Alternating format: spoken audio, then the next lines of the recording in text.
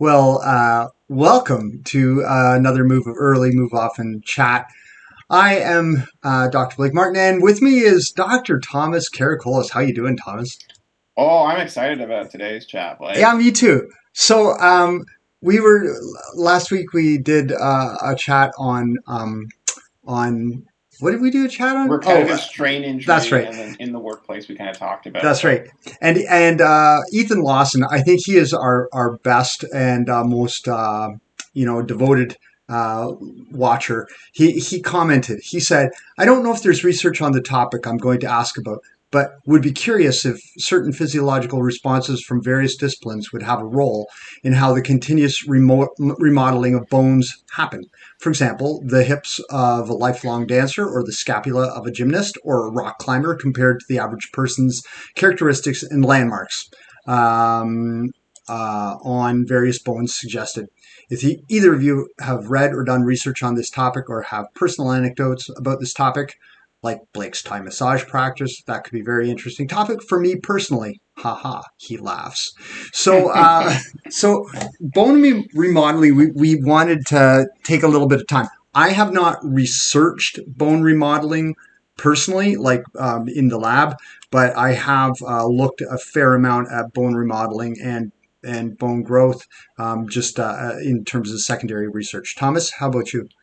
I got really excited actually when I saw Ethan's comment, and I responded obviously instantly. I gave him a sort of short response. Hopefully, it was thorough enough. But like Blake, I'm also really excited to talk about this because I actually did my master's in bone adaptation to mechanical loading. So this is something that I'm very interested in. I'm not necessarily as current in the literature as I'd like to be, but I really do enjoy this topic. So excited for this chat This this is week. really great. So, first of all, Thomas, can you just give us a little, like, the bite size overview? What is bone remodeling all about? Okay, so the idea of bone remodeling is that we have the two types of cells that we talked about last week in your bones, your osteoclasts and your osteoblasts. And what happens is through regular activities of daily living, we obviously load and unload our bone. And what happens is a little bit of micro damage occurs inside the tissue of our bone, the hard tissue. Um, that micro damage, what could happen is it could accumulate, it could end up coalescing, and it could end up creating a crack or a fracture. And it's kind of the idea of how a stress fracture happens. And if it just kept going and there wasn't the pain aspect of it, you could, in theory, I think it happens very rarely, but you could end up having an actual like complete fracture of your bone based off of the idea of micro damage accumulating and coalescing. So what our bones do throughout our lifetime, because if we didn't do anything, this would happen, is they repair themselves and they remodel. And they do this by osteoclasts come in and they actually end up resorbing some of the hydroxyapatite that makes up the bone, the actual material. And then osteoblasts come in and then they end up laying down new, very well organized bone. And then eventually, when the osteoblasts die, they turn into osteocytes. And that has a role in modulating our size and shape of our bones and our bone density and stuff like that. Okay, So so that's in a nutshell. Go ahead. so in a nutshell, the big idea is that there's this constant shaping process that some cells take away material and some cells add new material, and your bones are undergoing this constant reshaping over and over again over time. That's correct. Exactly. So you were super pixelated there for a second. It didn't affect your voice, but you just looked like a plasma being, and it was very beautiful. So I'm hoping that people will see you for the plasma being you are. Maybe you reveal your true self. Anyway, okay, so back to these osteoclasts. Is this a little bit like if you imagine you had a clay pot or something like that, and before you fire the clay pot, when it's still what they call greenware, and the clay is kind of slippery, and like you might get a crack in it, so you can just wet your finger and you can kind of like smooth it over or add a little bit more clay on it, of that damp clay that's not been fired, and you can kind of smooth it and rub it in there. Is it kind of like that?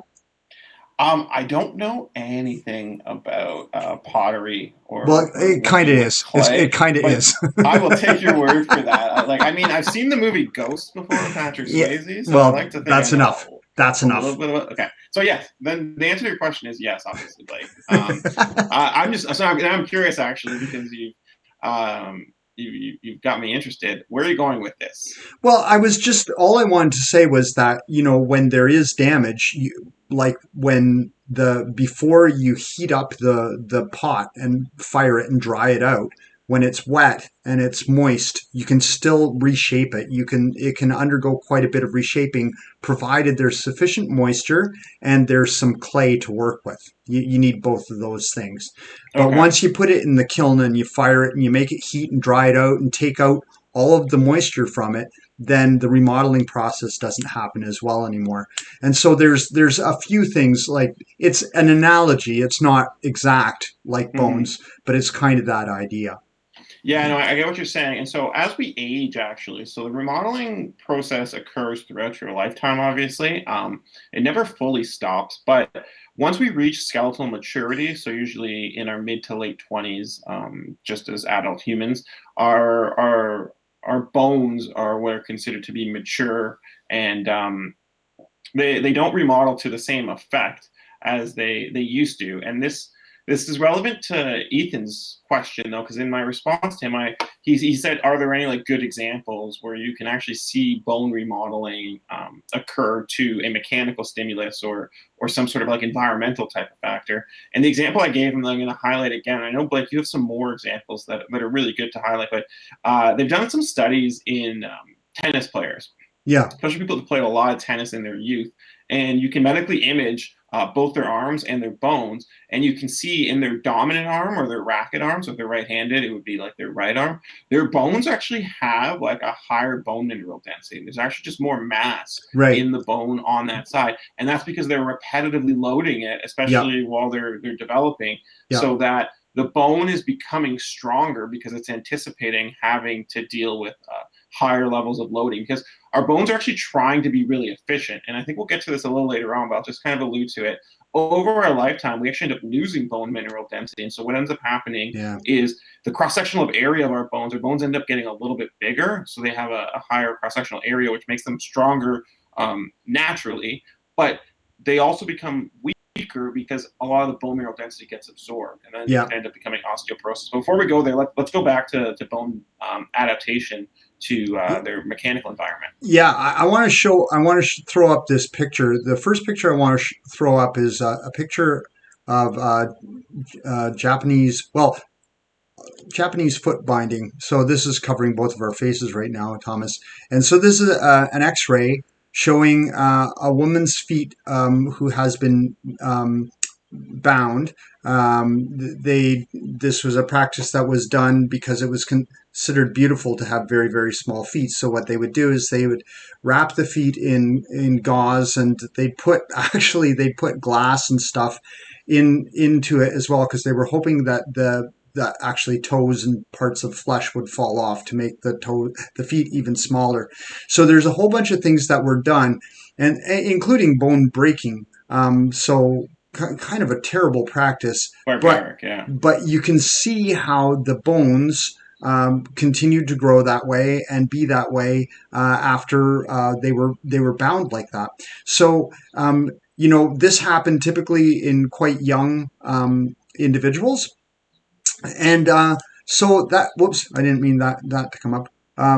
So that's, it's kind of an alarming uh, view of what can be done. Now, obviously, if you take a kid when they're very young and you start putting them into sports that really push their bones into particular directions, or really load the muscles that are attached to those bones, load them up, then you're going to see a lot of bone remodeling there too. Like a big one is the tibial tuberosity. So there's this little bump below your knee, and that bump is very responsive to quadricep growth. So quadricep, if you have a more massive quadricep, you'll also have that bump will come out more. The tibial tuberosity will grow more prominent, and it does a couple of things. That improves leverage, the lever arm for the quad on the tibia, but it also, by pushing it out just a little bit, but it also just provides a stronger attachment site for a bigger quad. So that bone remodeling also happens there. And one of the things that I don't, you didn't mention this, but a thing that I learned about bone remodeling is that it's sensitive to tension gradients in connective tissue. So connective tissue, when you apply tension to it, and that could be the tissues that wrap around a muscle or tissues that divide adjacent muscles, when that pulls on the bone, it creates an electrochemical gradient with higher voltages closer to the bone, and that will excite bone growth there. And you can have healthy bone growth like that, because you can also have unhealthy bone growth with bone spurs or uh, Osteophytes. osteophytes. Thank you. I was losing losing I that knew I word. knew what you were looking for. Always there for me. So, anyways, Well, I just think I that try. that's really interesting. But how young would you have to be, Thomas, before you start being able to really change those things? Like if you wanted to, I don't know, say make your kid into a gymnast. So do you start bending them back and forth when they're like 3 months old, or what do you do?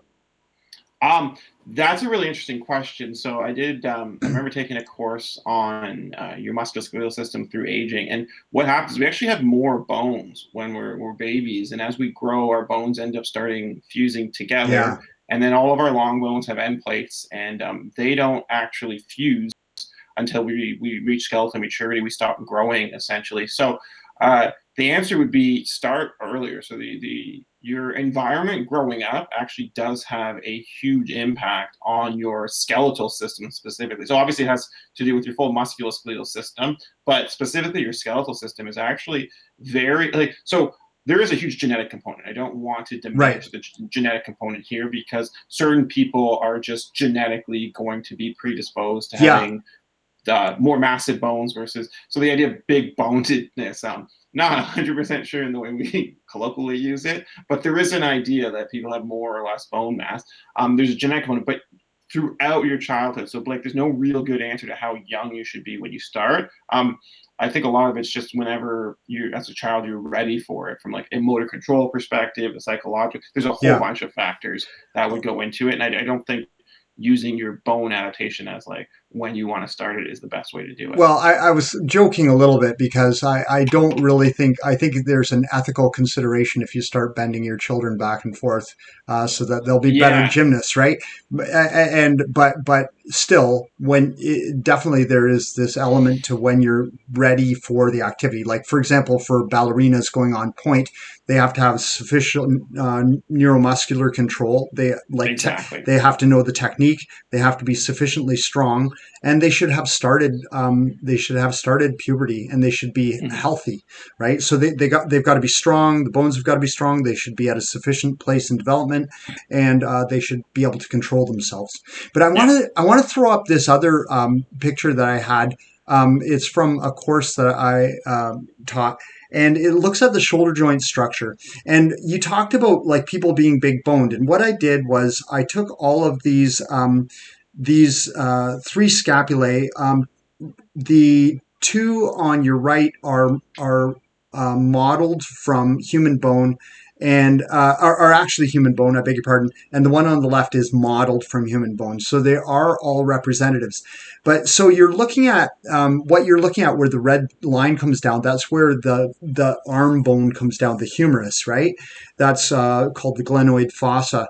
And then behind it is this sticky outy thing, and that's called your acromion process. And that thing there, that acromion process is kind of goes over top of your glenoid fossa. It goes over that space where the red line is, and you can see that in those three different shoulder blades that it's really different. The variation in the human is really considerable.